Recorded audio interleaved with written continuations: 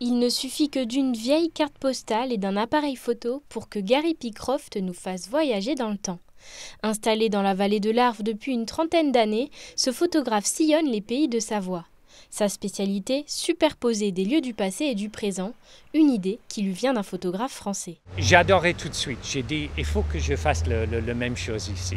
Parce qu'ici en Haute-Savoie, on a tout ce qu'il faut pour recapturer un peu notre patrimoine, l'histoire avec les images. Dans le centre de ville, il y a très peu de changements.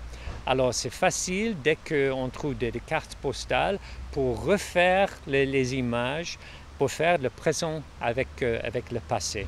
Un travail de longue haleine qui débute dans les archives des différentes villes. C'est là-bas qu'il trouve les supports de son travail, des cartes postales datant des années 1910. Vient ensuite le moment de repérage, appareil photo en main, il sillonne la ville pour retrouver le lieu exact de la carte postale. Je dois regarder très précisément les bâtiments de l'époque pour avoir une idée, ok, c'est à peu près cet angle. Après, je vais prendre une image, mais je vais déplacer peut-être 2 mètres, je prendrai une deuxième.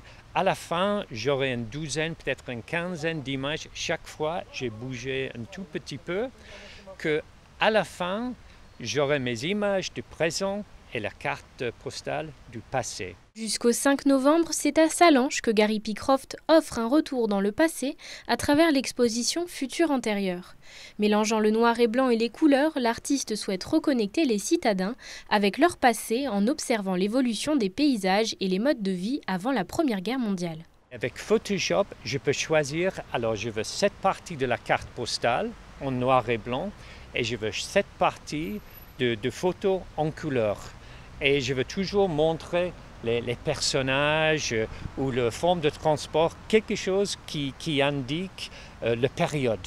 Que quand les gens regardent les images, ils voient que voilà, c'est une image de peut-être il y a 100 ans.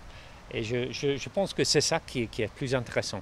L'artiste a déjà photographié près de 45 villes en Haute-Savoie, comme Cluses, Ivoire ou encore Megève. D'ici la fin de l'année, il exposera également à Évian-les-Bains, Bonneville et Vieux-en-Sala. Et pour les curieux qui souhaiteraient découvrir leur ville d'époque, rendez-vous sur le site de l'artiste, voyageurdupasé.com.